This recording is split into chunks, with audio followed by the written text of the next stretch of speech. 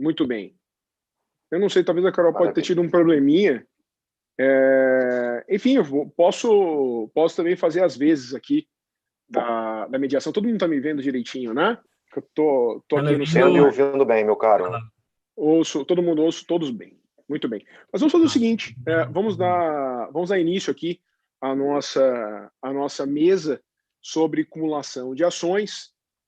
Nós temos a participação de professores espetaculares conosco, a nossa mediadora, a professora Carol Mafra. Ela está aqui, Carol? Já pode falar? A Carol não está conseguindo ouvir. Enfim, a gente vai resolver durante o desenvolvimento aqui da mesa o problema da Carol, mas eu dou continuidade aqui. Então, nós temos o tema acumulação de ações, que se baseia na seguinte pergunta. O artigo 327, parágrafo 2º do CPC, é uma cláusula geral de adaptação processual ou uma regra de cumulação de ações? Quais as consequências jurídicas da adoção de uma ou outra posição? Como nós estamos entre amigos, e eu vou dispensar qualquer tipo de formalidade aqui, nós temos na mesa os professores, na qualidade de expositores, Marcelo Pereira de Almeida, Alexandre de Paula Filho e Márcio Rocha. Eu inicio a nossa mesa ouvindo o professor Marcelo. Meu amigo, você tem a palavra pelo tempo de 20 minutos. Bem, primeiro é uma honra, tá, Carvalho, participar de mais um encontro da BDPRO, né? Queria te agradecer imensamente e agradecer ao Roberto pelo convite. Também cumprimentar os colegas da mesa, Carol Mafra, que eu não sei se me ouve, Alexandre de Paula Filho e Márcio Rocha.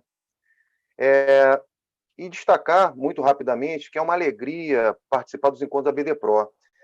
Porque, realmente, como o professor Nelson Nery destacou, né, colocou, é um espaço de discussão franca sobre os rumos do direito processual.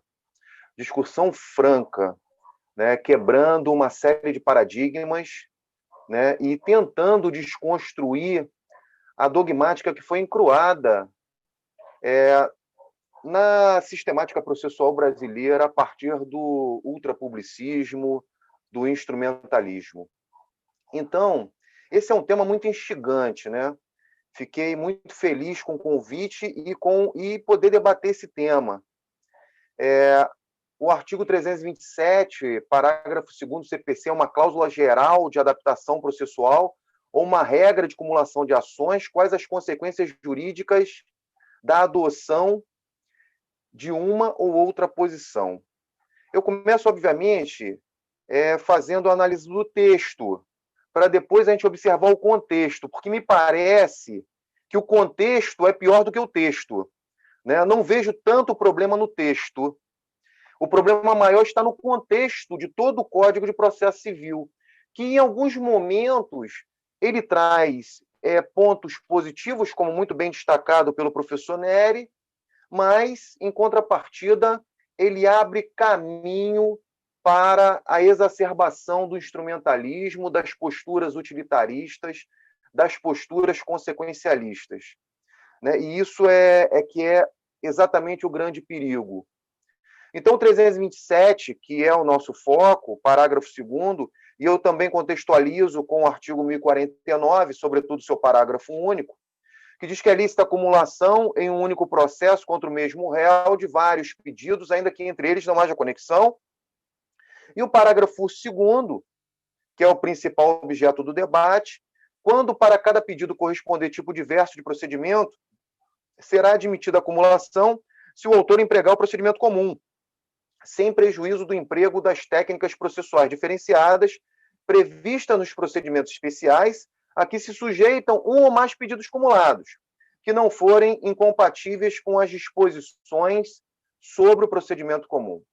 E o artigo 1049, lá nas normas de transição, diz que sempre que a lei remeter ao procedimento previsto na lei processual sem especificá-lo, será observado o procedimento comum previsto neste Código.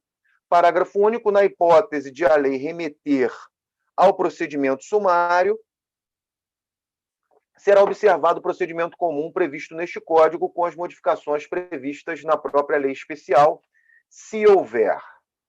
Conforme eu falei, eu acho que o contexto é pior do que o texto, né? Porque isso nós vamos discutir. Sabemos que parte da doutrina vem afirmando que seria uma autorização de adaptação além da própria possibilidade de acumulação, né? E isso com base também em outros dispositivos legais, por isso o contexto é mais perigoso que o texto. Aí podemos citar o Vitor Sica, num texto que ele publicou sobre acumulação de ações. Vejo aí duas situações distintas. A possibilidade de acumulação, que sempre existiu, incluindo-se valer do procedimento comum, quando este comportar a união das medidas especiais, dentro de um procedimento maior. Assim sempre foi, né? Como uma rescisão contratual acumulada com reintegração de posse, por exemplo, que os tribunais já vinham entendendo que seria possível. Uma outra questão, esta pode parecer uma novidade, que é a autorização expressa para se valer das medidas especiais, como a liminar numa possessória ou uma autorização de depósito, como na consignação. Desde que compatíveis com o procedimento comum, também não vejo grandes dificuldades, haja vista que, embora o artigo 292, parágrafo 2º do CPC de 73, que é o correspondente do Código anterior, não fizesse menção expressa, já havia uma tendência de aplicação dessas técnicas previstas nos procedimentos especiais. Daqui poderíamos discutir uma série de questões, né? O tema é denso, mas, óbvio, vamos, nesse apertado espaço de tempo, nos limitar aos principais aspectos e às principais impressões, porque talvez seria necessário discutir as questões sobre teoria do procedimento, sobre teoria dos procedimentos especiais, mas vamos nos ater à análise do texto e fazer a colocação do contexto, né?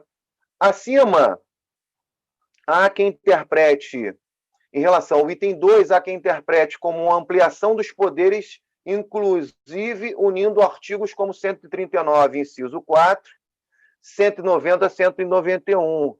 Ou seja, que essa possibilidade de adaptação de procedimentos, de acordo com a especificidade da causa, a partir de uma acumulação envolvendo técnicas de procedimentos especiais, seria uma autorização para adaptação de procedimentos. Tá? Pelo fato de ter sido requerido pela parte, acho menos problemático, sendo respeitado o princípio dispositivo e mantendo a previsibilidade do procedimento. Problema se apresenta, pelo menos é assim que me parece, nos casos em que o juiz faz a adaptação de forma oficiosa. E esse aqui é o maior risco, né?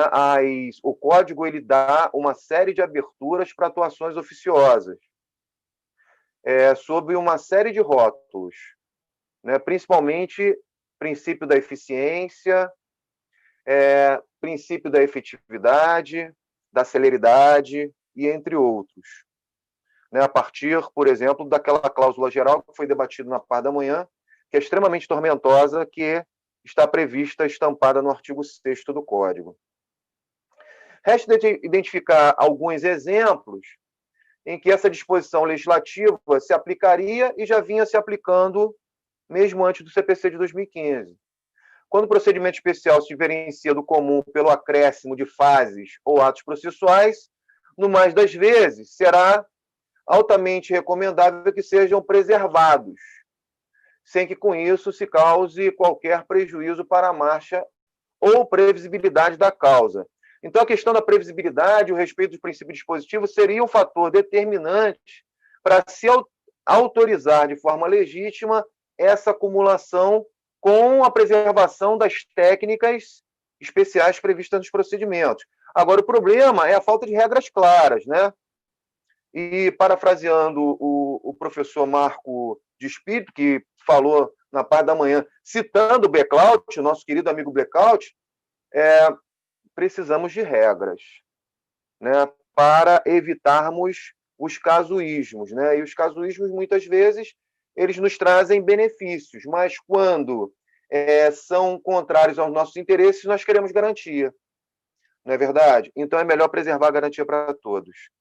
Pense no exemplo da ação de consignação em pagamento do saldo do preço avançado em compromisso particular de promessa de compra e venda de imóvel, acumulada com pedido de adjudicação compulsória. Essa é uma causa que é frequente nos foros. Então, essa acumulação vem sendo adotada já há tempo. Apenas a primeira demanda se sujeita a procedimento especial, mas a acumulação não acarretará a adoção integral do procedimento comum, preservando-se as providências relativas ao depósito inicial da coisa devida, né, na fórmula do 541 e 543, das quais decorrem importantes desdobramentos no restante do procedimento. Bem, que já se percebia, né, na atuação do cotidiano forense. A respeito da diretriz geral, já mencionada, parece admissível a acumulação da ação possessória, da ação condenatória e da ação demolitória. Isso a própria lei prevê, então já projetou, como poderia projetar outras situações mais frequentes no cotidiano forense, né? E de resto, sustentava-se atendível da acumulação de ação de rito especial de rito comum, desde que haja renúncia à especialidade em favor do regime comum, situando o dispositivo equivalente ao 555, né, e o rol das exceções. A acumulação aí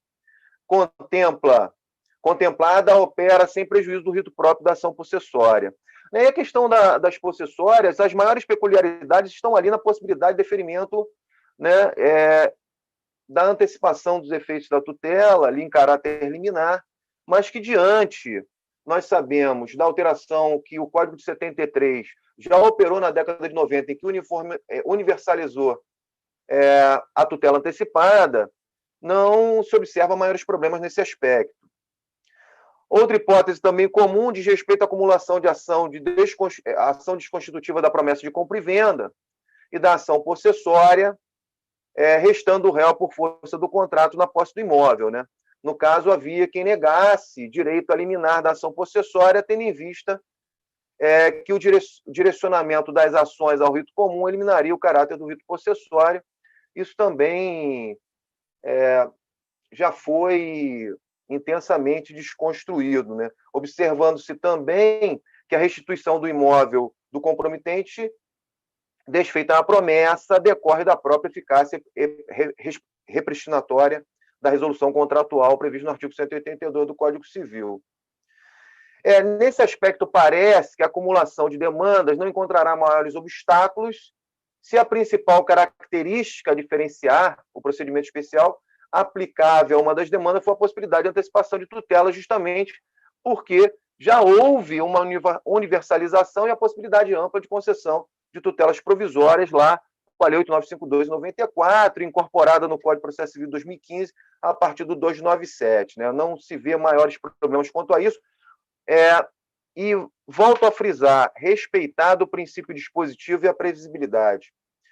Mais um exemplo que pode ser visualizado reside na acumulação de pedido de anulação de ato administrativo considerado improbo, que se sujeita ao procedimento previsto na Lei 7347, e do pedido de aplicação ao réu de sanções previsto no artigo 12 da Lei 8429, que é a Lei de Improbidade, né? Então, nessa situação, não se suprime a fase instrutória, prevista no 17, parágrafo 6º e 9º. Agora, volto a frisar, tivemos alteração na Lei 8429, aí, com a Lei 13964, para permitir o acordo de não persecução, então poderia o procedimento ser aprimorado ali também. Então, bato ainda na mesma situação. A previsibilidade em regras traz uma possibilidade de contenção de arbítrio que é o que se pretende, é o que se sugere, né, diante do modelo constitucional de processo que nós adotamos, tá? E não ficar à mercê do casuísmo. Aqui, então, vemos exemplos que se adotaria o procedimento comum com algum tipo de adaptação, mas sem desfigurar-se, né, sem desconfigurar a sistemática do princípio dispositivo, que me parece que é o que deve ser observado. Porém, há risco dessa regra, que parece de acumulação de ações, se desvirtuar para adaptações casuísticas de procedimentos, suplantando a cláusula do devido processo legal, que exige a previsibilidade dos procedimentos no seu núcleo. E aí, respondendo por que o contexto é pior do que o texto, que, aliás, não vejo tanto problema no texto, é bom deixar claro, tá? Mas ele abre algumas possibilidades, casuísticas que são perniciosas, né? Porque essa preocupação se justifica pelo conjunto normativo constante no CPC de 2015, que privilegia atuações oficiosas do juiz de sorte a alcançar a maior efetividade do processo, como a disposição constante no 139, inciso 6, né? Para citar um. Não se pode perder de vista que a adaptação e flexibilização de disposições processuais e procedimentais, por decisão judicial, à luz das circunstâncias do caso concreto, nos casos especificados no ordenamento, foi objeto de proposta, né? É só a gente lembrar do artigo 107.5 do anteprojeto do novo Código, elaborado pela Comissão de Juristas, nomeada pelo Senado em 2009, que previa amplos poderes judiciais para adequar as fases e os atos processuais às especificações do conflito, de modo a conferir maior efetividade à tutela do bem jurídico, respeitando o contraditório e a ampla defesa, além da opção de um regime de estabilização objetiva dinâmica, que acabou também não se concretizando, conforme pode ser verificado na redação do artigo 329, porque a proposta originária era de prever uma estabilização dinâmica, permitindo que se alterasse pedido ou causa de pedir, até a sentença desde que se respeitasse o contraditório. Isso sem contar com as constantes investidas quanto ao princípio da congruência, previsto nos artigos 141, 492 do CPC, nos denominados processos estruturais que objetivam a efetivação de políticas públicas. Isso é um risco muito significativo. Tá? Outro ponto que segue essa direção é a cláusula geral do artigo 322, parágrafo 2º, que estabelece o comando para o juiz interpretar o pedido de acordo com o conjunto da postulação. Quais são os limites? O que norteia essa possibilidade? Outra cláusula geral, o artigo 6º, por exemplo, na expressão máxima, que é o dever de auxílio, defendido por muitos, tá? Então, é por isso que, efetivamente, eu acho que o contexto é mais perigoso do que o texto. E eu aqui ouso discordar do meu amigo, querido amigo Eduardo da Fonseca Costa, que na sua fala da manhã disse que o Código de Processo Civil de 2015 não mudou muitas práticas. Eu ouso discordar pelo seguinte, como me parece que o contexto é pior do que o texto, tá? O Código de Processo Civil de 2015, ele privilegiando demasiadamente cláusulas abertas e atuação oficiosa do juiz, parece que fortalece um instrumentalismo, tá, encruado na dogmática processual brasileira, estampado em várias normas processuais brasileiras. Tá? Então, aqui temos ainda outras questões para contextualizar essa nossa discussão e responder à pergunta que foi feita em relação ao parágrafo 2º 327. A possibilidade de adaptação, se for respeitado o dispositivo, o princípio dispositivo, tá? Não vejo maiores problemas. Agora, a atuação voluntariosa do juiz para adotar a expressão máxima da cooperação me parece um dos grandes problemas. Tenho aqui umas outras situações. Por exemplo, o artigo 334 do Código que foi vetado previa a conversão de ação individual em ação coletiva. Ele foi vetado. Mas isso não foi esquecido. Por quê? Porque tem um projeto de lei tramitando no Congresso Nacional, PL 8058, de 2014, que prevê a regulação de processos especiais para controle de políticas públicas, que prevê essa conversão também, e de forma oficiosa. Então, isso é muito delicado. Outro aspecto importante é justamente como que nós estamos observando esse contexto do Código de Processo Civil em relação às voluntariedades e ao casuísmo, no caso concreto. Um ponto que me parece distorcido no plano pragmático é o artigo 1046, parágrafo 1º, que prevê uma regra de transição para procedimento sumário para respeitar a previsibilidade das causas que se iniciaram sob a égide do Código anterior no procedimento sumário, tá? Dizendo que nesse caso vai se adotar o princípio da unidade processual e não o princípio do isolamento dos atos processuais como transição, eu recebi outro dia uma decisão de convolução de rito. O juiz converteu o rito sumário em rito comum, quando a lei, nesse caso, foi criteriosa ao prever o princípio da unidade. Então, essas várias atuações voluntariosas, elas são perniciosas, e o Código lhe dá essa margem. O desrespeito aos negócios jurídicos processuais. Tive caso recente no escritório, as duas partes negociando a possibilidade de uma composição em relação ao próprio bem jurídico a ser tutelado, e convencionaram que não queriam a audiência, embora a audiência já tivesse marcada. Por quê? Porque ainda o acordo não estava maduro. Foi feito um requerimento em conjunto ao juiz. Faltando 2 dias, é bem verdade, para a audiência, o juiz manteve a audiência, fez o pregão e multou as duas partes por ato atentatório de dignidade da justiça. Ou seja, não se respeita aquilo que o Código traz como tentativa de contenção, com a participação maior das partes. E aí eu não vou mencionar nem o que acontece no juizado especial, né? Que realmente é um caso à parte. Então, nós temos um problema de contexto, que eu acho que é muito mais grave do que o que está disposto no parágrafo 2º do artigo 327, e que dá sinais como ele deve ser interpretado. Então, naqueles exemplos comuns de adjudicação compulsória com depósito, se a parte, porventura, não fez o depósito, por entender que não deveria fazer porque houve um descumprimento, e o juiz dizer que ele tem que fazer o depósito para dar prosseguimento, ou seja, o juiz está adaptando a possibilidade de uma consignação cumulada com a adjudicação. Então, essas aberturas que todo o contexto vem apresentando e a prática no Poder Judiciário vem demonstrando como o casuísmo fomentado, disposto ou até mesmo incentivado por uma concepção instrumentalista que o Código procurou privilegiar, é que me parece muito pernicioso. Então, para não me alongar mais, até porque nós temos um espaço de debate, estou ansioso para ouvir os colegas a esse respeito, tá? Me parece que caminhamos a passos largos para o realismo jurídico,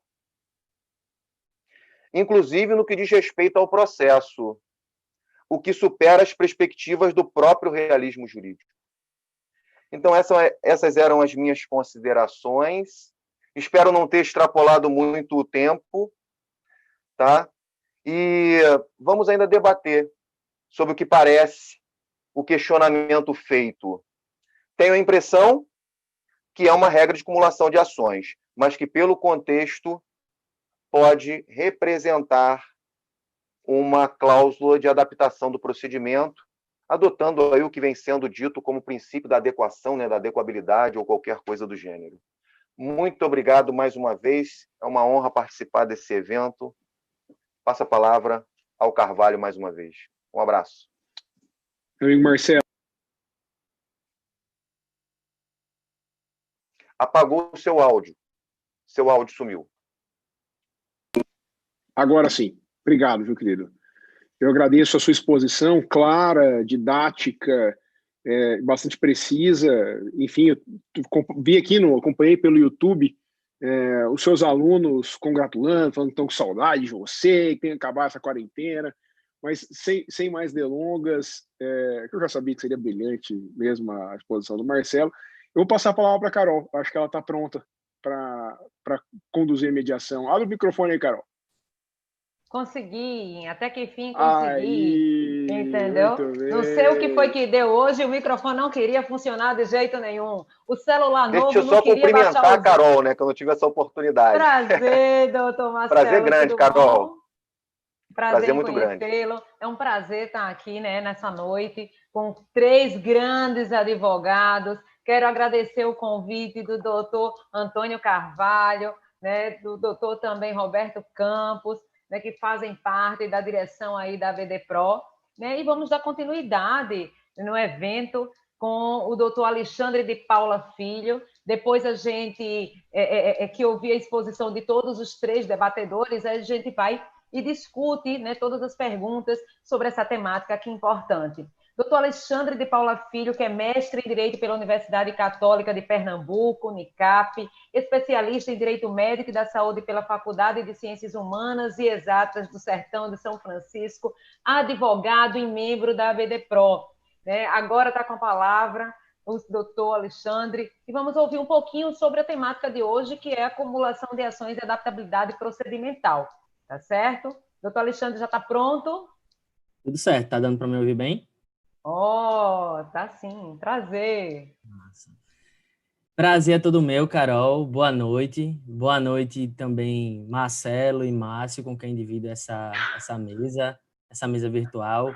Aproveitar a presença de Carvalho aqui conosco, ele que pessoalmente me convidou. Claro que o agradecimento é extensivo a Bob, mas valeu também, Carvalho, pelo desafio aí, né, de dividir essa temática com os colegas que não conheço pessoalmente, mas talvez não conheceria, não estaria tendo essa oportunidade se não estivéssemos nesse momento diferente, um tanto diferente, né? Então, a gente acaba se conectando com gente do Brasil todo que, enfim, muito qualificada. A gente sempre tem os debates lá no grupo do Telegram e eu de vez em quando jogo alguma coisa por lá, eu não conheço muito a galera, mas é muito bom a gente estar se vendo e estar discutindo. Bom, entrando na temática, né, acho que a fala do professor Marcelo foi brilhante. Eu vou concordar com quase tudo, inclusive boa parte dos exemplos, assim, quase praticamente todos os exemplos que eu tinha pensado, ele acabou trazendo, mas eu acho que tem algumas coisas para a gente ponderar também. Quando eu estava conversando mais cedo com Carol, e a gente meio que estava pensando assim, como é que a gente faz para não ficar muito repetitivo, né?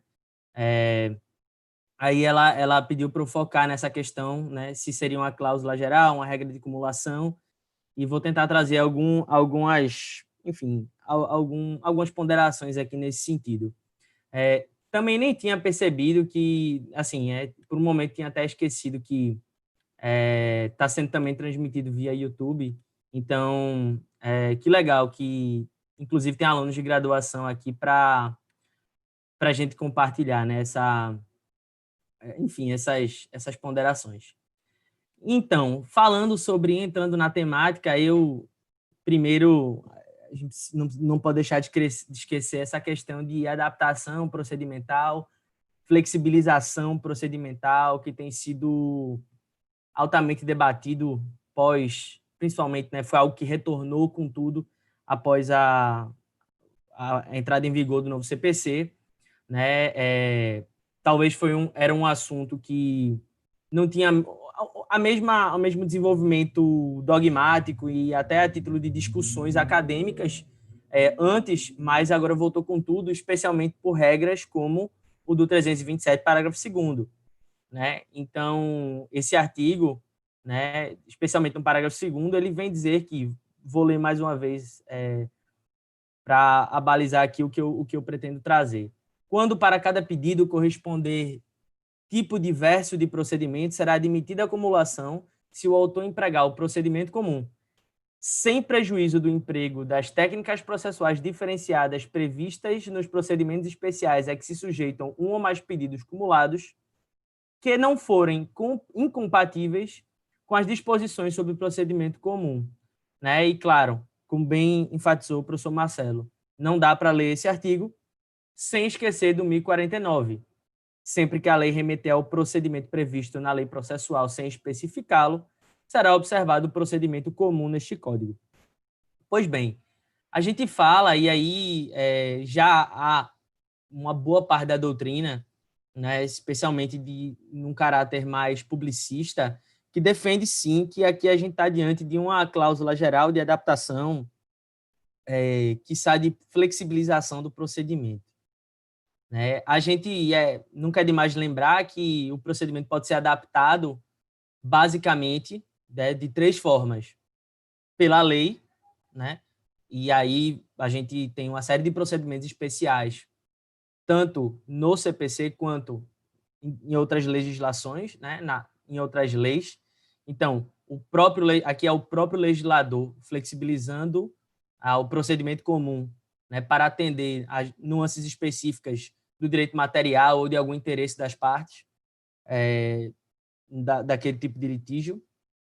Ele pode ser flexibilizado pelas partes, através das convenções processuais, enfim, dos negócios jurídicos processuais, e aqui a gente tem, né, o artigo 190 trazendo uma cláusula de atipicidade dessas convenções, em que pese já existissem diversas possibilidades de negócio jurídico típico, e a adaptabilidade procedimental, né, que, de acordo com a doutrina, seria a flexibilização feita pelo juiz, né? E aí, quando a gente fala do 327, por exemplo, Didier coloca como o ponto-chave da admissibilidade da acumulação de pedidos, né, interpretando o 327, parágrafo 2º, que é basicamente que há procedimentos especiais que não podem ser convertidos ao procedimento comum. Então, por exemplo, para Didier, e quem concorda com ele, o 327, você só vai... O que vai dizer se o procedimento pode ser convertido ou não, ou podem ser utilizadas as técnicas às quais se refere o 327, é se aquele procedimento especial puder ser convertido ao comum. Aí ele diz que existem... Aí, basicamente, qual é a diferença aí? Que tem procedimentos especiais que é possível fazer a conversão, porque eles não são obrigatórios, eles são faculdades das partes que podem, querendo, sendo o caso, se valer de um procedimento de uma técnica diferenciada, a exemplo do mandado de segurança, da monitória, das ações possessórias, né? Situações em que o jurisdicionado pode optar tranquilamente pelo procedimento comum, e há outras situações em que não pode haver conversão, ou seja, o uso do procedimento especial é obrigatório, né? Basicamente, em razão de um interesse público ou da própria indisponibilidade do direito ali versado, o procedimento ele não pode ser convertido. Então, é o exemplo de inventário e partilha, interdição, jurisdição voluntária, enfim, desapropriação, enfim, né? Então, nesses casos, de acordo com essa doutrina, os casos em que não puder haver a transformação, a conversão do procedimento especial ou uso de técnicas específicas no procedimento comum, não caberia a aplicação do 327, parágrafo 2º. Nos demais casos, beleza, tranquilo, pode aplicar. Bom, a gente sabe que... E aí eu queria colocar alguns problemas. Basicamente, 4 perguntinhas que talvez eu nem sei responder muito bem, mas são questionamentos que me levam a essas conclusões parciais, porque a gente, enfim, ainda quero ouvi-los, ainda quero discutir para a gente amadurecer isso, mas, enfim. O 327 traz uma hipótese de adaptação procedimental trazida por quem? Pelo autor ou pelo juiz? Porque, assim, a gente percebe, eu falei, né, no início, por isso que eu fiz questão de começar fazendo essa introdução, né, que a flexibilização procedimental pode ser feita pela lei, pelas partes ou pelo juiz, né?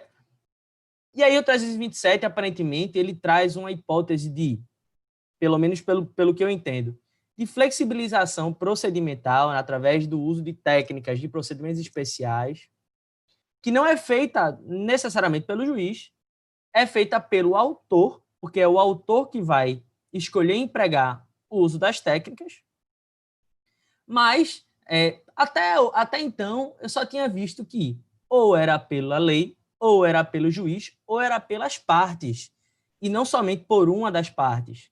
Então, esse é um primeiro problema que eu identifico aqui.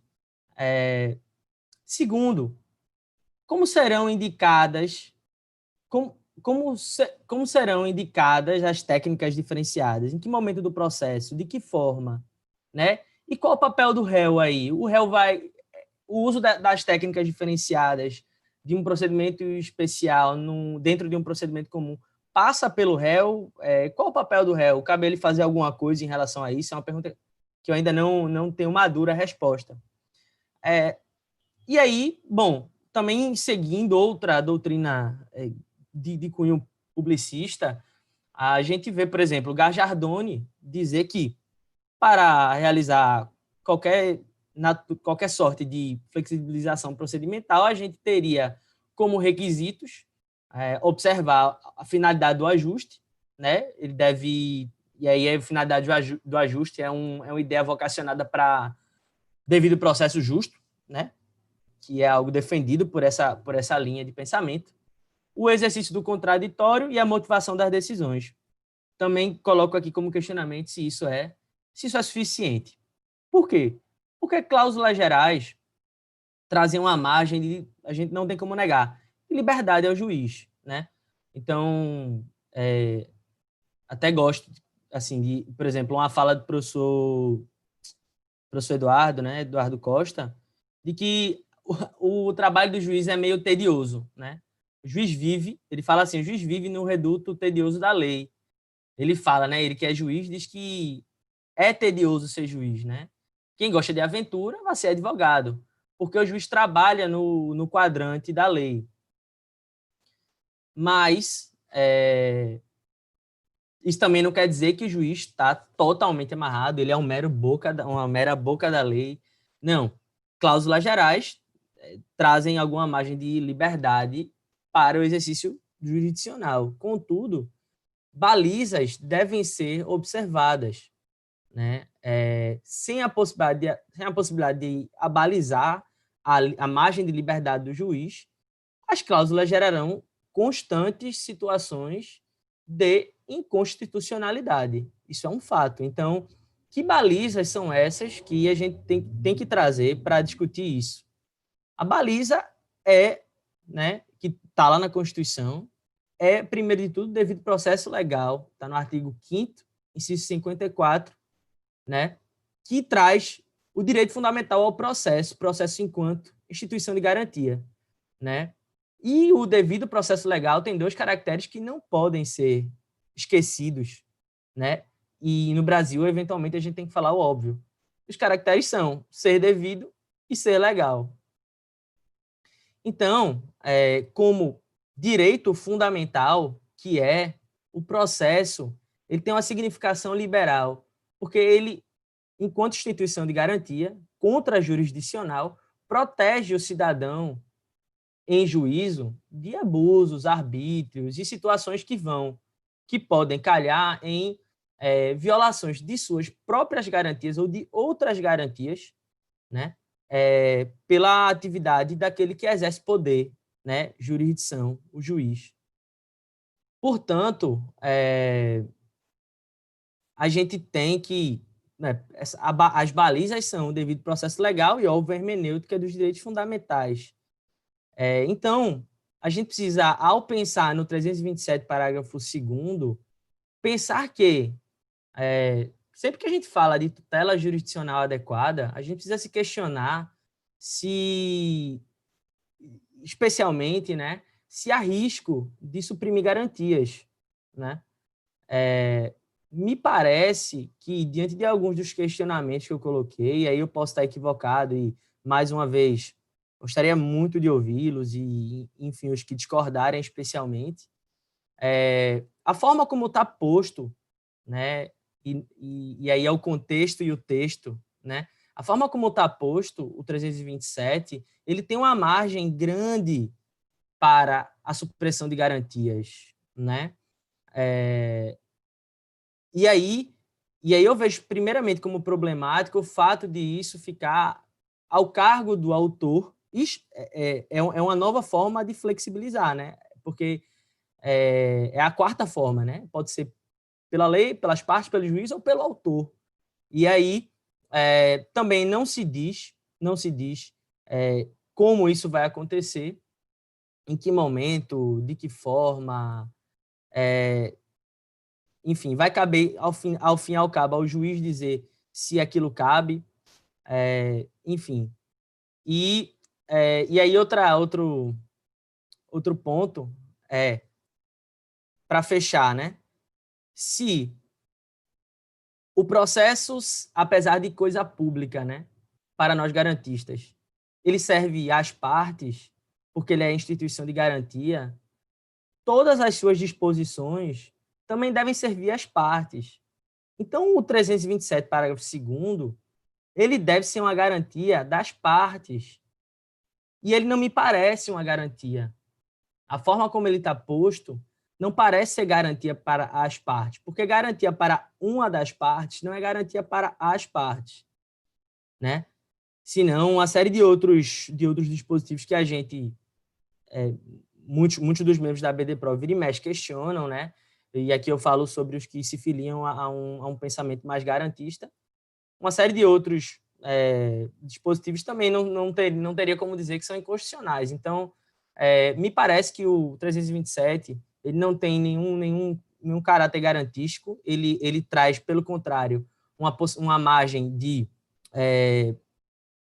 liberdade para o juiz que pode ser perigosa, porque pode violar direitos fundamentais, garantias das partes, e a gente não pode pensar em flexibilização, em margem de liberdade para o juiz, se não for para aumentar a garantia das partes, tendo em vista a hermenêutica dos direitos fundamentais e tendo em vista que o processo também é um direito fundamental, de acordo com o que diz o artigo 5º, inciso 54.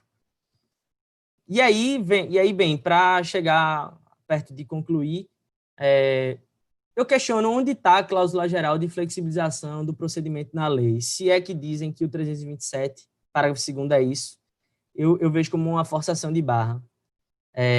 Não há como, enfim, não entendo como uma cláusula geral, porque vejo que toda cláusula geral que, mais uma vez, permita uma liberdade do juiz a ponto de ferir garantias das partes, ela, inclusive, é inconstitucional.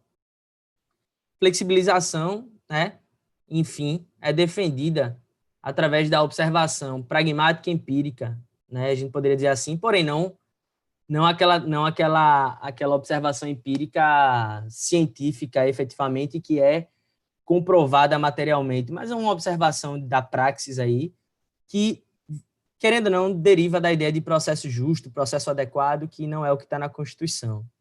Né? Mais uma vez, eu assim, não consigo visualizar os parâmetros legais que podem colocar o 327, parágrafo 2º, como cláusula geral de adaptabilidade, de adaptação, de procedimento, enfim. Porque a única baliza que a gente tem, né, e é ela que deve prevalecer, é o devido processo legal. Bom, acho que é isso. Também não quero tomar muito tempo dos colegas. Agradeço a paciência e a oportunidade mais uma vez e sigo à disposição aí para debates.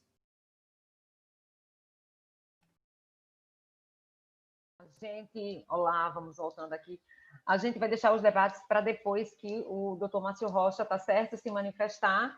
Eu gostaria que todos que estão nos assistindo, né, aí pelo YouTube, né, não deixassem de curtir o nosso evento. Se vocês estão gostando, botem um like aí, tá certo? Interajam conosco, façam perguntas, tá bom?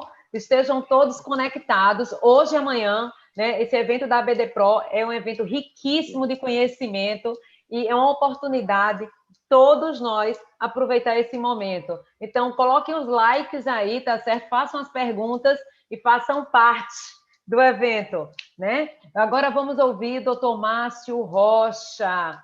Doutor Márcio Rocha, eu tenho uma amizade, né, muito grande com ele, é meu advogado, por sinal, doutor Márcio Rocha, né? Então, é um prazer estar aqui com você, né, Marcinho? A gente se encontra pouco, né? Tanto na instituição como lá no cartório, a gente vive conectado. Mas é um prazer estar aqui com você. Doutor Márcio Rocha é pós-doutorando pela Universidade Federal de Pernambuco, doutor em Direito pela Universidade Federal também de Pernambuco, mestre em Direito pela Universidade Federal de Alagoas, membro da Associação Norte-Nordeste de Professores de Processo, da ANEP, né? membro do Instituto Brasileiro de Direito Processual, membro da Associação Brasileira de Direito Processual, a BDPRO, professor e advogado. Professor Márcio Rocha, agora com você, também falando dessa temática, né, sobre as acumulações de ações, adaptabilidade procedimental, para que a gente possa, né, mais à frente, iniciar os debates. Com a palavra. Primeiramente, queria agradecer o convite, né, do professor, amigo Antônio Carvalho, e do presidente, né, Roberto, nosso querido amigo Robertinho. Saudar aqui os colegas que me antecederam, doutor Marcelo, exposição brilhante, também comungo de algumas questões que vou colocar aqui, Alexandre também, e os que estão aqui também, Diego, Silvio, né, estão participando aqui conosco. Vou colocar aqui o tempo para não me exceder muito. Então, gente, como a Carol falou, né, saudar aí a nossa mediadora, que é minha patroa 2 vezes, né, tanto como advogado lá do tabelionato, como na instituição, lá na Uni. Enfim, é um prazer enorme estar aqui com ela também, né? Então, gente, o tema é um tema que podia ser um tema de um evento, né? Mas, como os colegas que me antecederam falaram, o tema de acumulação de ação e essa adaptabilidade procedimental é um tema recente, discutido, mas pouco verticalizado, no meu modo de sentir, né?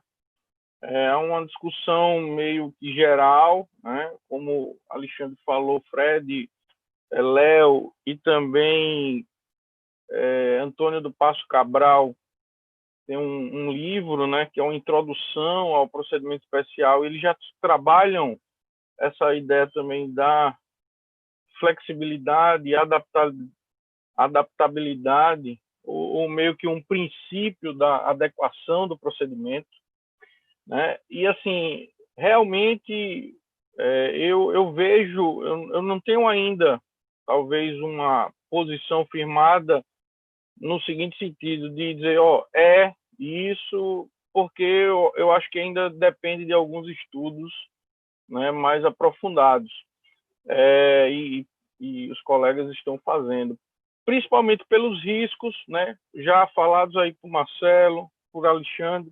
Eu tenho um caso aqui, gente, antes de iniciar aqui uns pontos que eu queria colocar. Eu tive um caso de um usucapião, por exemplo, que foi promovido antes, né, do CPC 15, né, e já está na fase de sentença, praticamente. E o CPC 15 diz, como bem frisou aí o doutor Marcelo, os procedimentos especiais, lá no 1046, parágrafo 1º, salvo engano, os procedimentos especiais, procedimentos sumários que iniciaram antes da vigência do novo CPC, que ainda não foram sentenciados, segue-se o rito, né, o procedimento lá do Código de 73. E a gente foi surpreendido com um pedido dos réus, nesse usucapião, de audiência de conciliação. Eu fiquei meio assim, né, porque com base no 334. Primeiro que eu não vejo assim alguma possibilidade de conciliar no usucapião, mas tudo bem, né? Talvez honorários, enfim. Conciliar o quê, pelo amor de Deus? Não sei, enfim. E alegando lá a aplicação do 334. E ao juiz intimou, nós respondemos dizendo que, nesse caso, não era o isolamento de atos, toda aquela discussão, né, de direito intertemporal, e a própria lei diz que não se aplica o novo código nesse procedimento, né? E o juiz proferiu uma decisão sobre adaptabilidade, não enfrentando muito essa questão, mas dizendo o seguinte: como uma das partes preza, né, tem opção pela conciliação, remetam-se os autos ao centro de conciliação. E a gente estava entendendo que, na verdade, o que as partes queriam era que o processo atrasasse o julgamento, enfim, alguma coisa nesse sentido. E, na época, isso foi em 2017, me marcou, né? O professor Nery falou aí sobre a taxatividade mitigada e esse problema do agravo. Isso me deixou angustiado, por quê? Porque, naquela época, eu poderia enquadrar essa decisão nessa ideia da taxatividade mitigada. Boa ou ruim, que eu acho também que é um problema, uma problemática isso, mas ela me salvaria nessa discussão lá atrás, né? Em 2017. Por quê? Porque se eu, na época, não havia recurso previsto, eu teria que esperar uma apelação, mas esperar a apelação vai haver audiência de conciliação. Então, não seria uma medida sem utilidade. Meio que se enquadra bem nessa ideia. Enfim, não que ela seja boa, né? Como disse o professor Nery, eu também acho que o STJ extrapolou bastante. Mas, enfim. E aí me restava, talvez, o mandado de segurança. Mas, rapaz, eu vou entrar com impetrar um mandado de segurança, dizendo que a decisão é ilegal. Né? Não sei se isso seria interessante do ponto de vista, aí vai o juiz, se a verba é suspeita por algum motivo, pode demorar mais, e a gente aguardou 6 meses para que a audiência se realizasse. Né? Enfim, então, esses pontos me deixam um pouco, digamos assim, com o pé mais atrás em relação à adaptabilidade, né? Ou a entender que o 327, parágrafo 2º, seja uma cláusula geral. Porém, eu entendo que também há uma defesa justificável do ponto de vista de uma interpretação sistemática. Por quê? Porque, e aí eu vou falar das consequências, né, seguindo. Por quê? Porque, vejam só, se eu analiso o artigo 318, como foi falado aí, 1049, né, a própria execução, se eu entendo o procedimento comum e a execução como procedimento específico, especial, enfim, típico, né, a própria execução ela remete e os próprios procedimentos da execução se ligam um ao outro, né? O cumprimento de sentença fala lá do 771, salvo engano, que se aplica questões lá do processo de execução autônomo, né, dos títulos extrajudiciais, e o processo autônomo de execução remete também ao procedimento comum lá do 318. Eu acho que o CPC, isso não sei se foi proposital, talvez seja, né, mas o CPC dá uma margem para defender, eu acho que até com um maior vigor, vamos dizer assim, essa adaptabilidade. E aí essa é a minha preocupação, como falou o professor Marcelo, né? Por quê? Porque realmente se você conjuga todas essas situações, você começa a entender que, no contexto, né, aí como frisou Marcelo, Alexandre, a gente poderia, né, eu magistrado, entender que haveria essa possibilidade de adaptação. E quais seriam as consequências? Uma delas é essa. Né? Eu posso até esquecer a lei e aplicar o novo CPC a um uso capião ou a um procedimento sumário que iniciou sob a vigência do CPC de 73. Né? Algumas arbitrariedades poderiam ser cometidas. E isso me fez lembrar aqui, com a fala do Marcelo e do Alexandre, eu estudei uma época dessa o Código Português, 2013, e, salvo engano, tem um artigo no Código Português que é bastante criticado, inclusive, pela orientadora aí da doutora Carol. Eu tinha anotado aqui, sim, dever de gestão processual. É um artigo que fala sobre dever do magistrado de gestão processual. Acho que é o artigo 6º, se eu não me engano, do Código Português. Pois é, e lá tem especificamente dizendo que o juiz pode simplificar, é como se fosse um dever do magistrado. Talvez o Código Português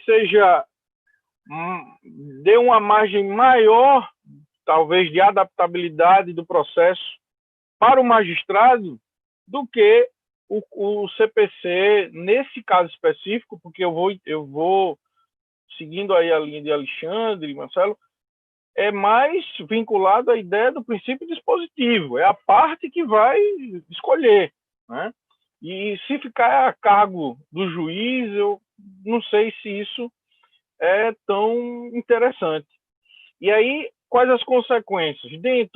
Se eu entendo que esse artigo só se remete à acumulação das ações, seja acumulação subjetiva, na perspectiva lá da análise do litisconsórcio, seja na acumulação objetiva, e o professor Araquém de Assis faz algumas reflexões sobre algumas situações, porque tem alguns colegas que dizem que esse artigo se aplica só à acumulação objetiva, mas aí o professor Araquém de Assis traz um caso interessante, salvo engano, é da demanda da mulher, de uma moça e o filho contra o pai.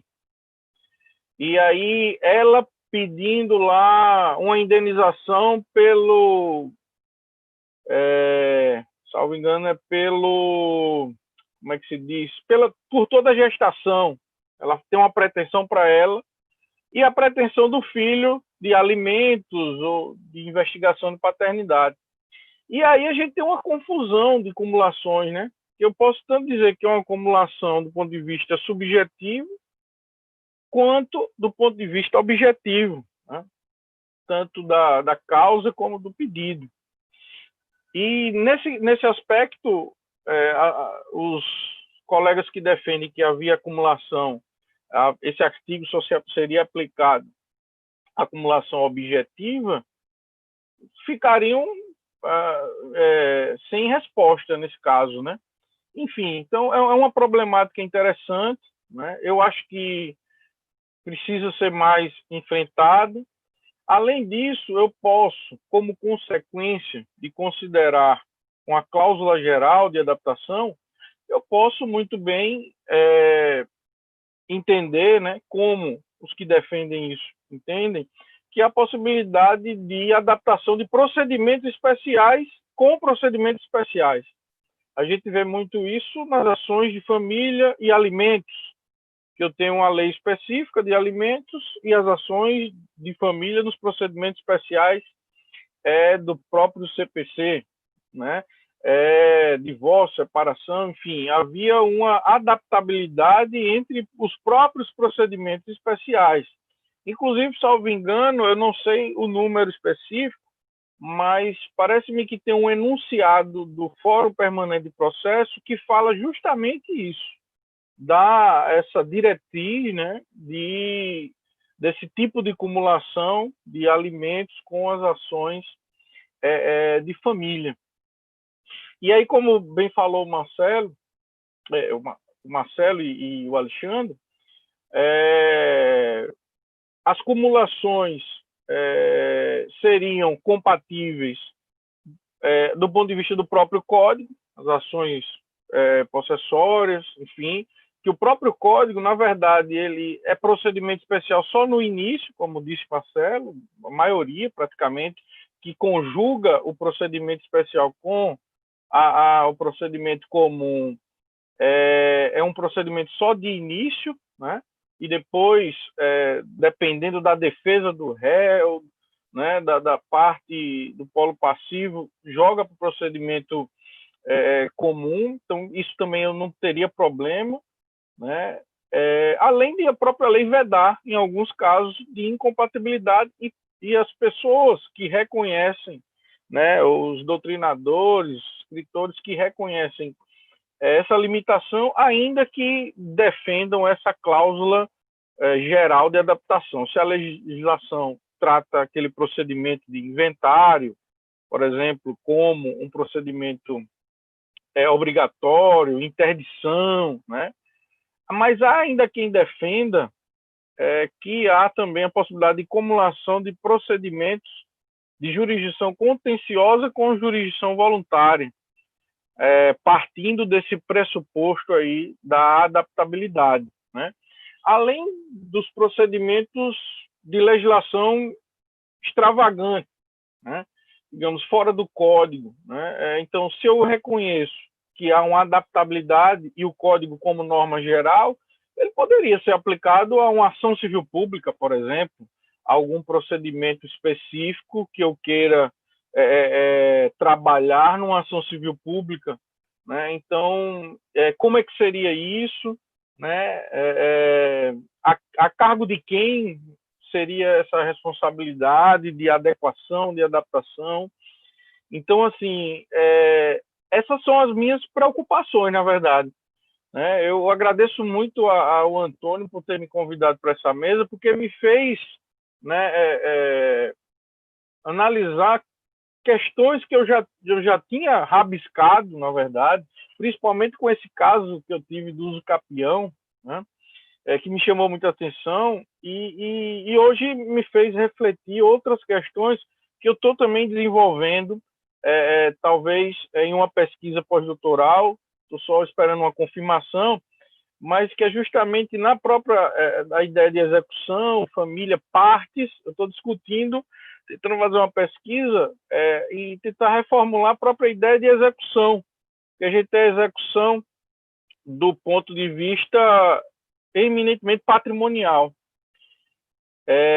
Mas e a execução da guarda, a execução da busca e apreensão de menor? Se você for analisar o objeto da execução, que é o menor praticamente, seja no ponto de vista da guarda ou da busca e apreensão, ele é o beneficiário da medida, né? E quem executa, né? Quem executa é o pai ou a mãe ou o responsável, né? E o direito tutelado é dele. Então, assim, isso vem me incomodando há algum tempo e eu estou tentando desenvolver uma pesquisa nesse sentido. Não sei se modificando a estrutura da execução, que ela parte do pressuposto do direito obrigacional de credor e devedor, mas nesse ponto específico, quem é o credor, quem é o devedor, né?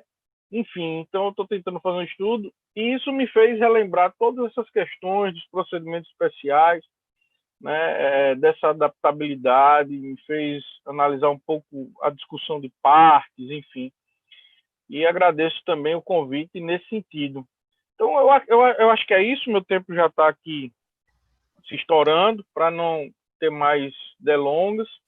Vou deixar o espaço para os colegas falarem, e quem tiver alguma pergunta aí, mandar um abraço para o pessoal do YouTube, meus alunos, né? E os colegas que estão lá. Beclaut está falando um monte de coisa lá no YouTube, eu já estava vendo por aqui, nosso amigo Beck, né? Enfim, então deixar um abraço a todos e fico à disposição. Espero ter atendido aí a ABD Pro e a minha fala tenha atendido o brilhantismo e o nível desse evento. Muito obrigado. Obrigada, professor Márcio. Eu vou aqui só fazer alguns questionamentos. São indagações minhas mesmo, depois assim vou verificar se tem questionamentos do pessoal que está assistindo no YouTube, né? No tocante a essa situação da acumulação, né, de ações, né, e essa possibilidade da adaptabilidade do procedimento, tudo isso, às vezes eu sinto é uma angústia minha, assim, né? É algo muito que às vezes eu percebo que se a gente não delimita essa liberdade, vamos dizer assim, dentro do processo, acredito que pode ter uma certa arbitrariedade, né? Então eu tenho receio de algumas situações, como até o próprio doutor Alexandre falou aqui, mencionou, né? Essa flexibilização pode trazer, né, na minha visão, determinadas situações de arbitrariedade. Então, acho que tem que ter essa delimitação na liberdade processual, né? Porque a flexibilização do procedimental, né, parteria de quem? Das partes, do juiz, né, da lei, né? Até que ponto a lei traz essa flexibilização, delimitando, né, essa flexibilização? Então, assim, algumas angústias que, às vezes, eu percebo que, na prática, pode, sim, ocorrer no processo e ocorrem, sim, no processo, né? Então, eu fico com essas reflexões. A outra situação que, às vezes, me passa quando eu vejo alguns doutrinadores tratando sobre o assunto, né, é como se o parágrafo 2º do artigo 327 revelasse um instrumento para a efetivação, né, a concretização de uma justiça efetiva, da efetividade da justiça, né? E eu fico perguntando assim, até que ponto realmente, né, o que está no parágrafo 2º do artigo 327 traz essa efetividade da justiça? Porque eu vejo, às vezes, alguns artigos com essa reflexão e eu não consigo enxergar, né, que realmente isso seria uma adequação, né, para a eficiência, né, e a efetividade da tutela jurisdicional. Então, eu fico até receosa com essas afirmações, uma visão pessoal minha, tá, gente? Porque eu verifico que, se não tiver uma delimitação da liberdade no processo, o arbítrio pode estar muito inerente, né? E a gente sabe que, às vezes, isso acontece na prática. Então, assim, indago aqui para vocês, o que é que vocês acham dessas colocações? Como se a hipótese do parágrafo 2º do artigo 327, né, revelasse uma concretização da efetividade da tutela jurisdicional. Vocês acham isso mesmo? Eu só estou perguntando, né, só para saber se vocês acham que essa afirmação ela é muito forte, né, ou pode ser que eu esteja enganada. Para vocês, quem quiser responder. Posso dar uma palavrinha sobre isso, Carol? Sim. Já que você provocou. Carol, olha, e demais colegas, mais uma vez eu destaco aqui a satisfação de estar aqui nesse espaço de debate. Nós temos um discurso de justificação do movimento reformista nesse sentido e um discurso de aplicação. Então, passa pelo discurso de justificação do movimento de reformas processuais que o modelo processual até então vigente, ele não estava atendendo aos desígnios da justiça, da efetivação da justiça, né? Ou seja, ele precisava de ajustes para poder proporcionar a efetiva justiça. E a concepção de justiça, nós sabemos que cada um tem a sua, né? Nem aqueles que se debruçaram na questão da justiça conseguiram chegar a consensos, né? O Rawls, por exemplo, escreveu uma teoria da justiça, uma perspectiva dele. Aí você tem várias perspectivas de teoria da justiça. Então, esse foi o discurso de justificação do movimento reformista. E o discurso de aplicação é que nós temos que fazer mais para que alcancemos a efetiva justiça, né? E, obviamente, o cenário para o arbítrio, como você muito bem destacou, ele fica muito aberto, porque o próprio legislador contribui com isso, na medida em que ele valorizou demais cláusulas abertas, normas de conteúdo determinado. Aí vem todos aqueles vetores, né? Discurso neoliberal que tem que dar previsibilidade, tem que dar justiça na atuação do Poder Judiciário para preservar situações de mercado. Aí você tem toda aquela lógica que é voltada para o gerenciamento e para a eficiência, vide os vários mecanismos que foram criados para isso, como incidente de resolução de demandas repetitivas, um modelo de precedentes que a gente sabe que é completamente enviesado, né? Então, assim, o cenário é difícil. Eu costumo dizer para meus alunos que eu sou trombeteiro do apocalipse, né? Porque realmente a gente não vê um cenário positivo nisso, né? A gente vê um discurso retórico de efetivação, mas que atende uma série de interesses que não do próprio jurisdicionado. O jurisdicionado é o último a ser atendido nessa conversa toda. Pelo menos é o que me parece.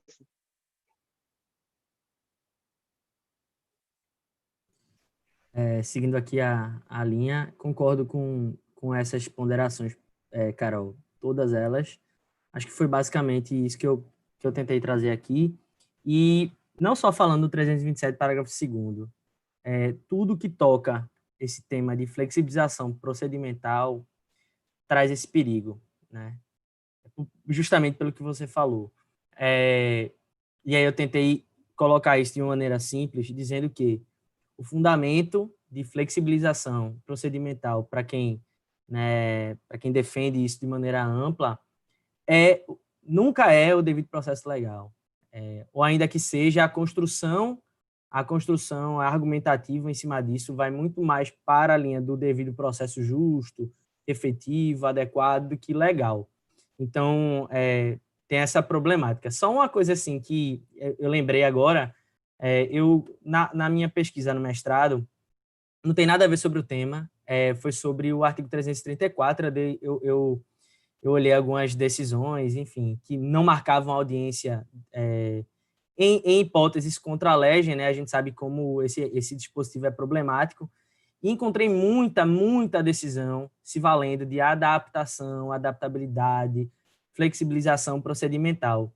É até interessante que a situação mais utilizada assim nas argumentações, os casos onde mais se dispensou o 334, eu visualizei isso aqui no TJPE, foi em ações de DPVAT.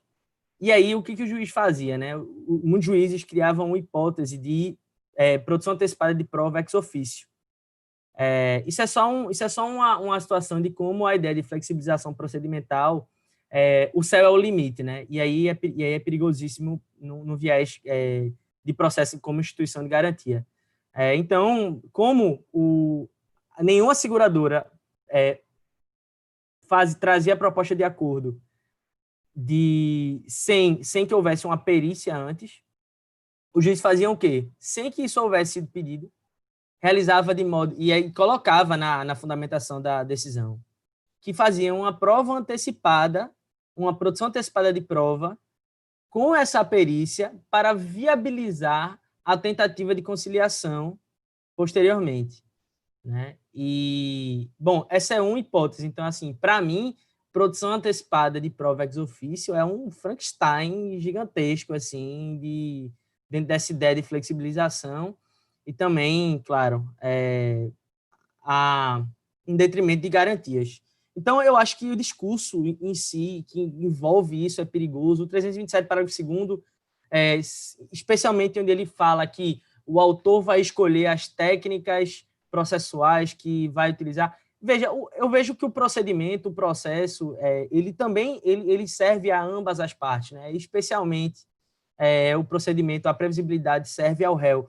Então, não pode haver margem, penso eu, acho que aqui há margem para que o autor defina algo que venha a calhar em violação de garantias, violação de direitos fundamentais. Então, concordo com essa ponderação, venho aqui dizer isso, e não só restritamente ao 327, parágrafo 2º, né? Acho que ele é um dos exemplos dos perigos que podem ali, que estão em volta da ideia de flexibilização procedimental pelo juiz ou por uma das partes em si.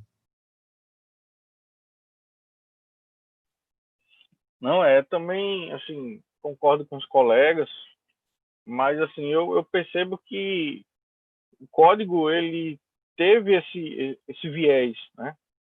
E, assim, o que preocupa um pouco é que essa defesa da adaptabilidade, ela é forte, de certa forma, né? Porque o código tem dispositivos que realmente a gente, em determinado momento, a gente pode passar por uma situação como a gente passou agora. Recentemente, eu fiz uma contestação aí para minha cliente, doutora Carol, em que uma empresa, para vocês verem, uma empresa promoveu uma ação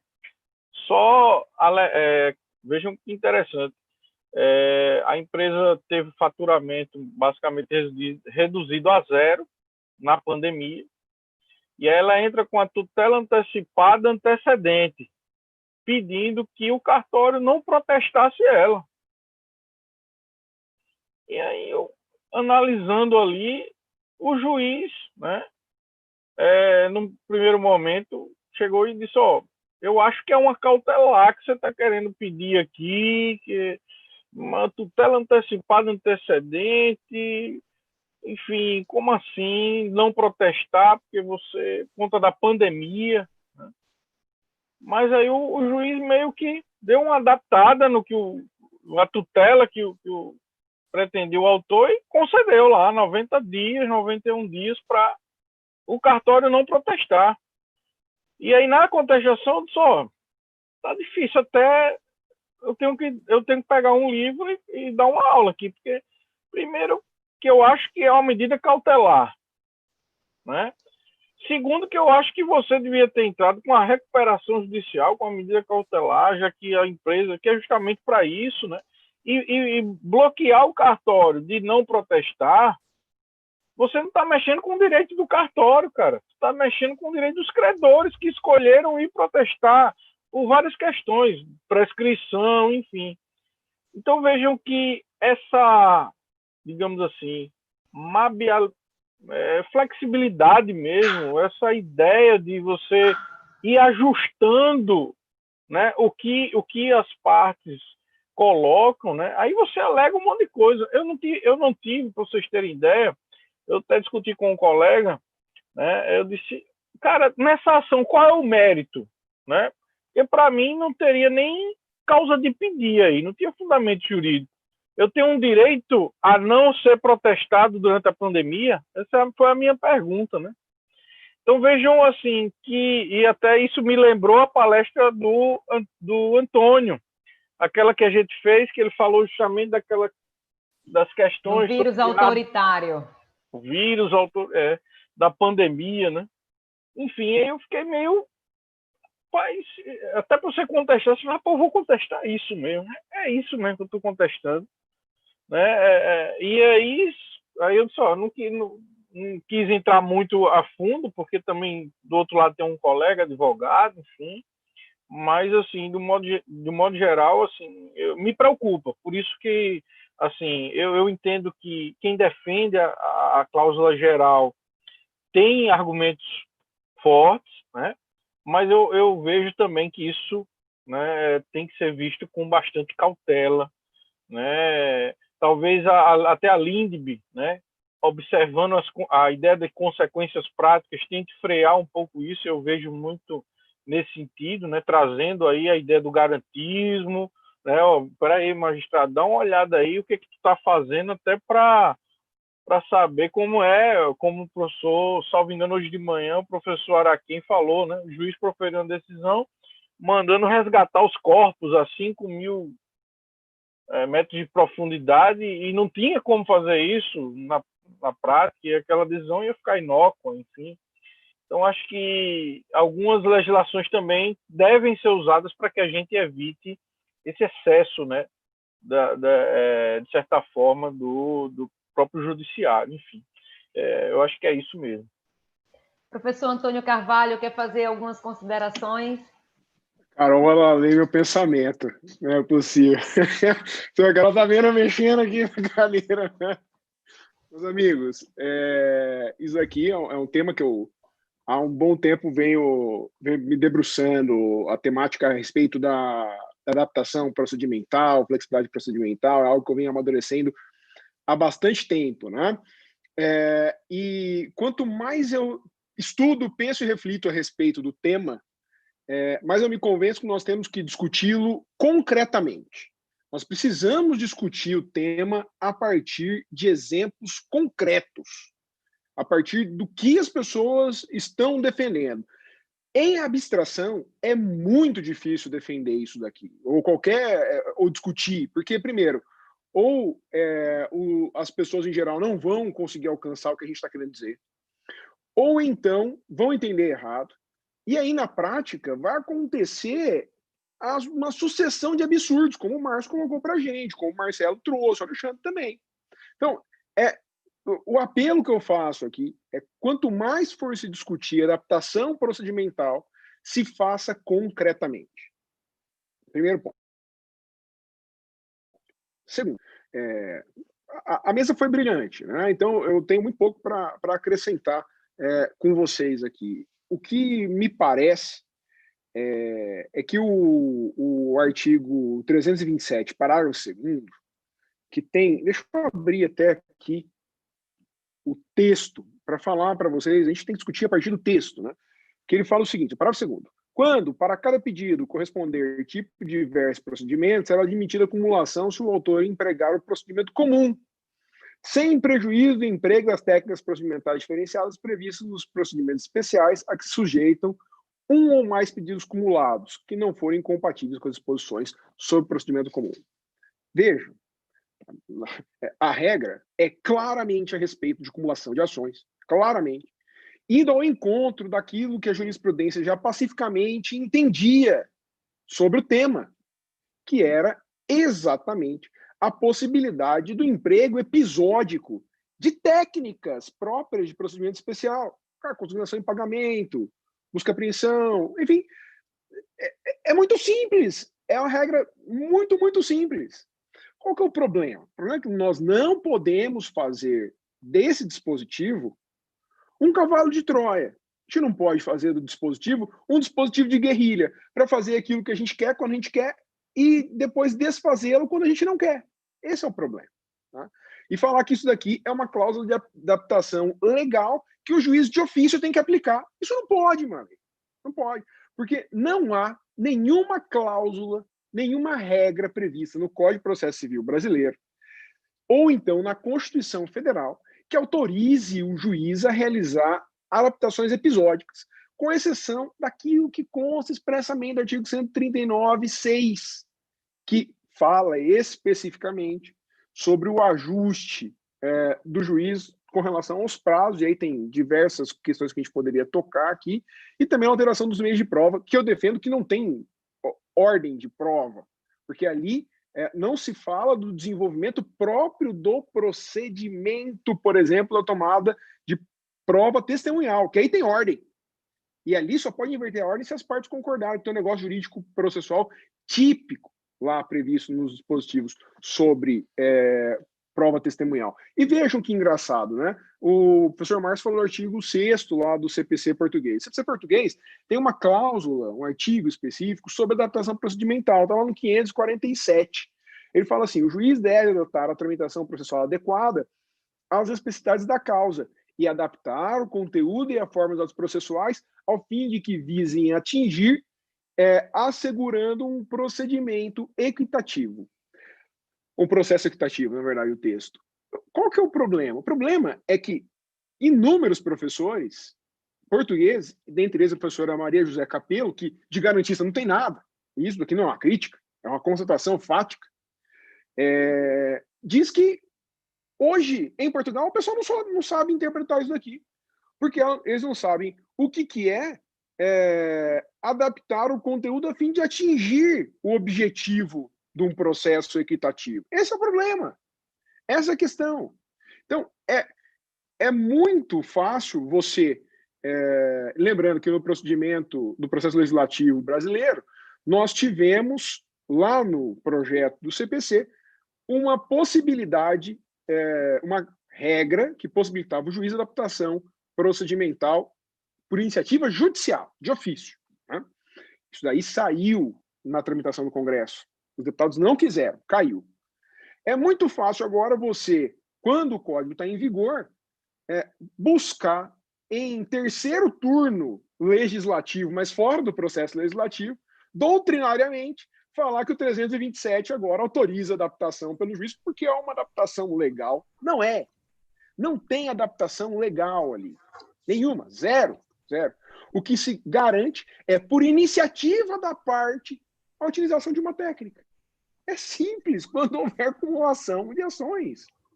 É de uma singeleza que até constrange a gente ter que explicar e falar isso aí. Né? Você me permite uma colocação, Carvalho? Claro, Diegão, manda bala. Bom, primeiro, boa noite a todos, o pessoal do painel, todo mundo com falas muito interessantes e instigantes. Eu só queria aproveitar essa consideração que o Carvalho fez, que eu acho que esse é um ponto que a gente precisa incorporar, eu acho, nas nossas reflexões, ainda que adiante para refutar, que é levar mais em conta os fatos institucionais. Esse fato de que tentou-se, no anteprojeto do Código, inserir uma cláusula expressa de adaptação do procedimento pelo juiz, independentemente de iniciativa das partes, de aceite das partes, e disso ter gerado grande reação da comunidade jurídica. É bom que a gente lembre, não é só que, claro, caiu no parlamento, sem dúvida nenhuma, mas a comunidade jurídica reagiu muito duramente a essa proposta. Muito duramente. Foram escritos muitos textos rechaçando essa proposta. Concorde-se ou não com a posição contrária, o fato é que ela venceu o debate democrático. E aí, a gente poderia dizer assim, tudo bem, o fato de algo não estar positivado não significa que necessariamente não possa ser feito. De repente, a gente consegue derivar direto da Constituição. Isso é sempre um caminho argumentativo possível. Claro que a gente precisa ter uma condensação dogmática de algum instituto constitucional, então, para começo de conversa. E não há nenhuma regra constitucional clara nesse sentido. Clara e inequívoca não há. É possível desenvolver dogmaticamente? Tudo bem, admitamos que seja possível. Mas quando eu tenho esse tema pautado e refutado no debate parlamentar, significa que essa possibilidade de condensação dogmática foi politicamente negada. Eu não quero com isso afirmar necessariamente que esse seja um argumento nocaute. Não estou dizendo que basta eu dizer isso para o debate acabar, mas esse fato precisa ser levado mais em conta, com mais acuidade e mais seriedade no debate jurídico. A gente pode até chegar à conclusão de que esse fundamento institucional não é o melhor qualitativamente falando, mas ele não é juridicamente irrelevante. Não é um fato juridicamente irrelevante. Quando eu tenho uma opção, que vamos lá, admitir que ela é defensável, que ela é respeitável, mas quando eu tenho uma opção tentada e refutada no debate parlamentar, isso não é trivial. Isso não é algo de menor importância. Se não há uma derivação inequívoca da Constituição, e convenhamos, não há derivação inequívoca. Eu não estou dizendo que não seja possível construir, mas derivação inequívoca não há. Decididamente não há. E se isso é colocado à prova no debate parlamentar e é refutado, há então a necessidade do jurista reconhecer que, olha, o debate parlamentar de produção do direito refutou essa possibilidade. Quem sabe Diego, deixa eu só colocar... isso passe. Agora, neste momento, não passou. Só colocar uma questão... Esse é um dado que a gente precisa levar em conta no debate. Não pode ser colocado como de menor importância. Acho que isso é relevantíssimo. Deixa eu colocar uma questão aqui, pegando um gancho no que você está falando, inclusive. É importantíssimo que todos aqui que estão nos assistindo percebam que hoje a defesa de qualquer tese dizendo que há uma cláusula geral de adaptação procedimental no Brasil, de ductibilidade procedimental, de flexibilização procedimental, acarreta uma ponderação política a respeito de uma opção que não foi tomada pelo legislador. Esse é o ponto. Esse é o ponto.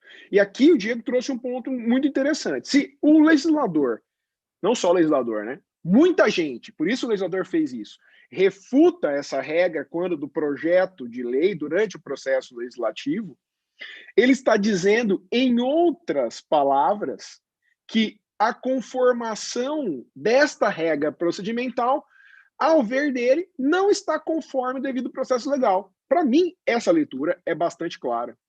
E aí, há um outro argumento. Se ele, por acaso, apresentasse, tivesse disposto essa regra no CPC, deveria haver um controle de constitucionalidade para ver se ela está conforme o devido processo legal, que é um direito fundamental estampado no artigo 5º, inciso 54. E aí nós poderíamos discutir se essa regra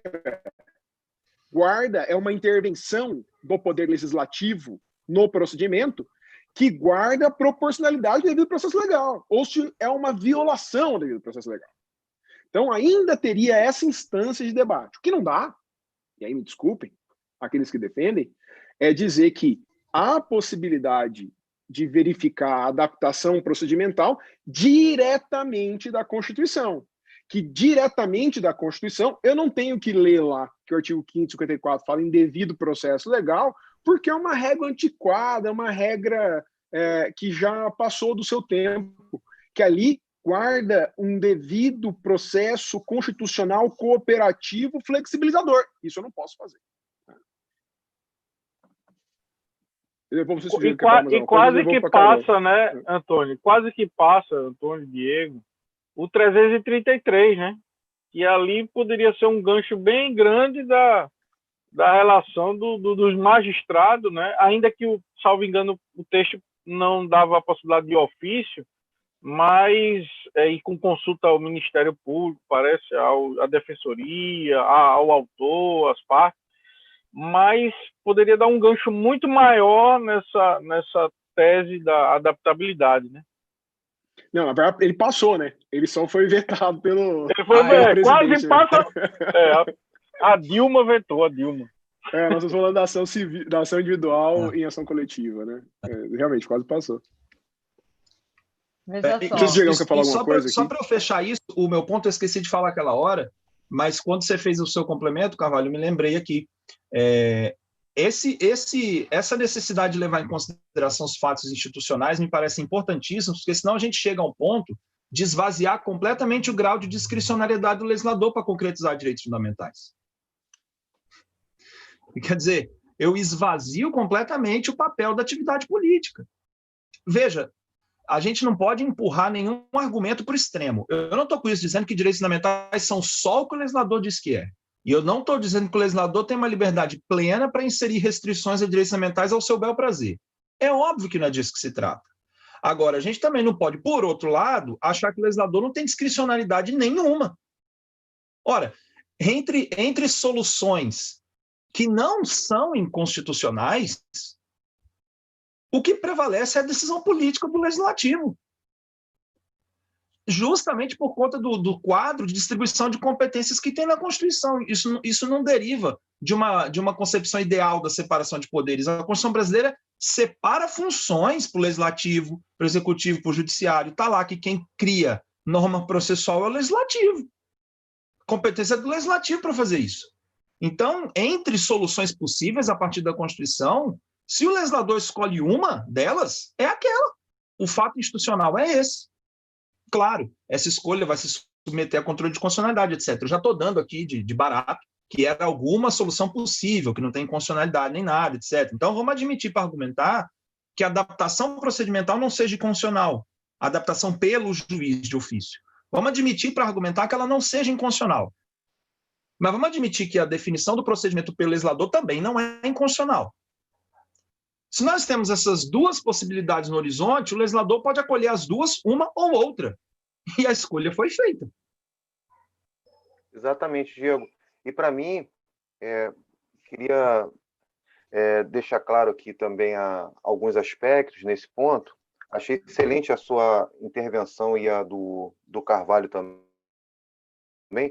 Queria também deixar claro a satisfação de ter debatido com os professores Alexandre e Márcio, né? Colocações excelentes. Agora, o grande problema, Diego, que eu vejo é o cenário interinstitucional que se desenha, né? Realmente há uma tendência muito grande de se admitir uma criatividade no âmbito jurisdicional com normas que são criadas, como o Eduardo mesmo coloca, em workshops, né, em encontros de juízes. Você tem enunciado, você tem aviso conjunto, você tem instrução normativa, e boa parte desse cenário, dessas normas, se é que a gente pode chamar de normas, eu costumo falar com meus alunos de juizado especial, qual é a natureza jurídica do enunciado? É um nada jurídico, mas é um nada jurídico que vale mais que a lei. Então, olha que cenário difícil de você ensinar para aquele aluno que está ali nos períodos precoces da faculdade e aqueles que estão avançando e que estão saindo da faculdade. Qual é esse cenário de desrespeito interinstitucional das funções de cada um? Exatamente como você colocou, né? A resposta que o legislador deu de não ter comprado a ideia do princípio da adequabilidade, adequação, qual o nome que queira se dar, é simbólico. Só que o Poder Judiciário continua adaptando, continua criando.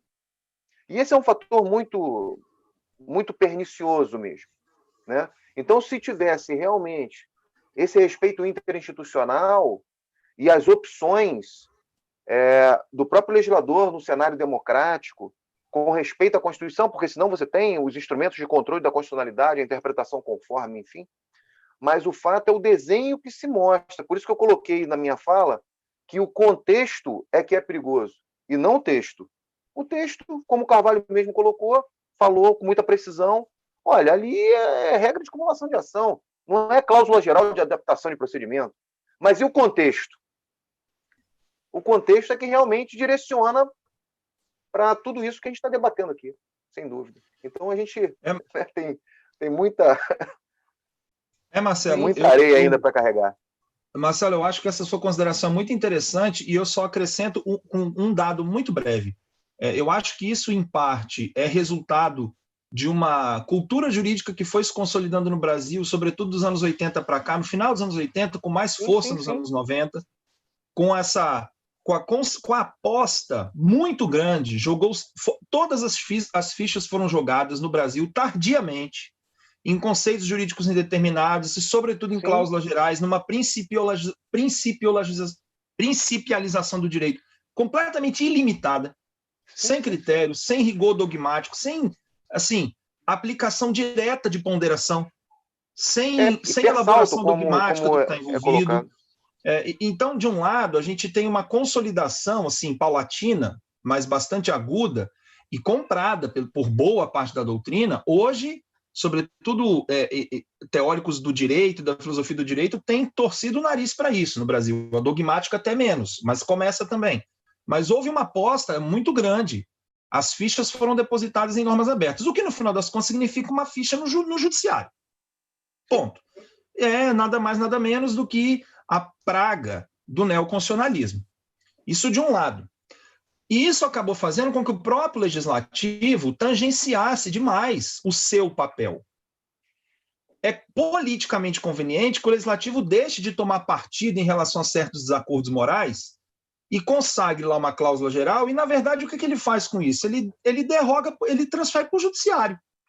Passa a bola. A produção do direito é transferida do legislativo para o judiciário.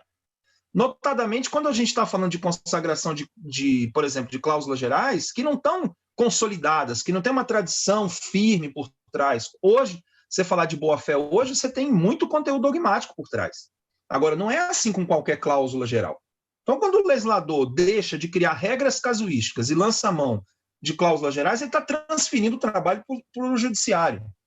Mas o problema é que hoje o legislativo ficou tão mal acostumado com isso, e não que a doutrina não incentive, não que o próprio judiciário, em boa parte, não reivindique isso, mas o legislativo ficou tão mal acostumado com isso, que quando a gente para olhar para esse projeto de lei agora que trata das fake news, o legislativo não está mais transferindo para o judiciário.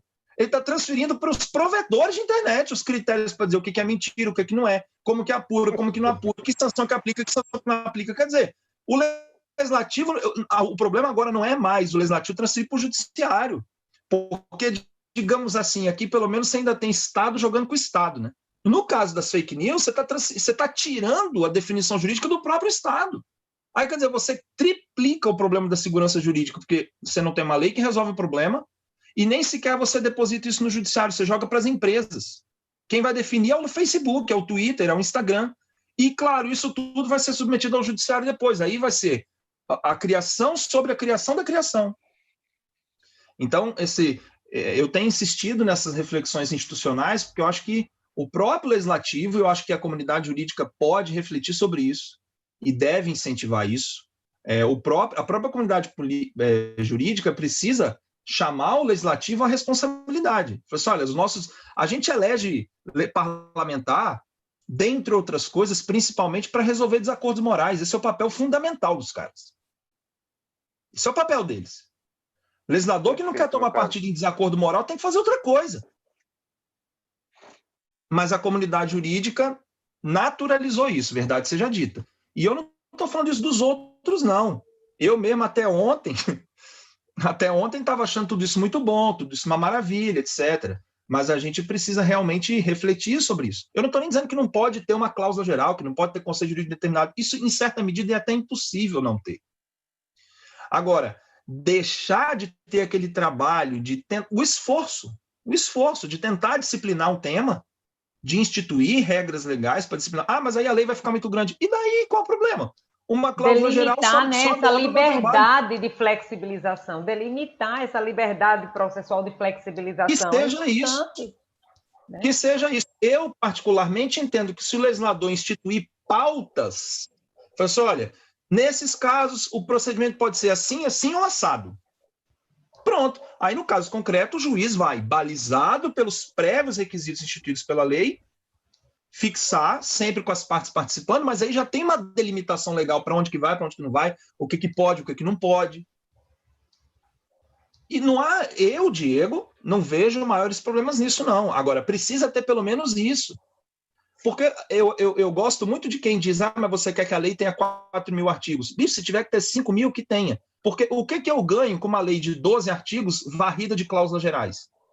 Eu ganho precedentes. Brasileiros, né? Do jeito que a gente sabe como são. Que não dá um código de 4.000 artigos, dá de 40.000 artigos. Então, quer dizer, achar que o problema é quantitativo não é quantitativo, né?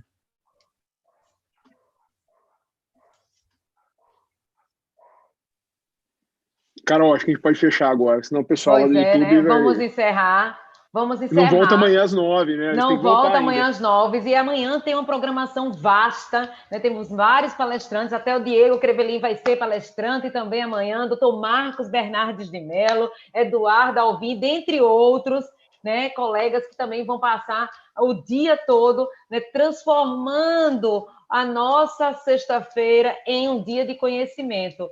Então, gente, convido todos vocês para continuar ligadinho conosco amanhã, tá certo? A gente encerra o painel de hoje. Agradeço imensamente doutor Marcelo, doutor Márcio Rocha, doutor Alexandre, né, doutor Antônio Carvalho, quem esteve aqui presente conosco, doutor Diego Crevelin, que amanhã vai arrasar também, né? E obrigada a todos vocês. Foi um prazer estar aqui, fazer parte desse lindo evento e continue conectado conosco, né? Sexta-feira tem mais, amanhã tem mais. 9 horas, né? Começa manhã, tarde e noite com